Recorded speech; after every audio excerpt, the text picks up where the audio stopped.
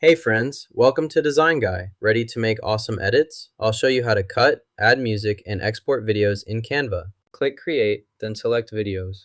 Choose a landscape video for this tutorial. Next, go to the Templates tab and pick any video you prefer. After selecting, you can easily edit the video to customize it for your needs. This process allows quick and effective video creation. To add the Sunset Serenity video, drag it into your timeline or select the import option. Then place it at the desired position to begin editing seamlessly. Select the text, then type any content you want to replace or add new information as needed. Type Sunset View in the search bar to find relevant images quickly. Click the text box and type Travel Blog 2026.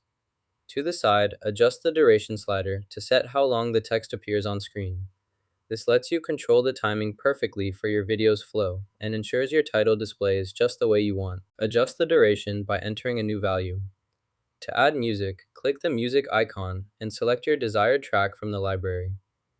Preview your changes before saving. Delete the current music, then add a new audio track. Next, play the video to preview the changes.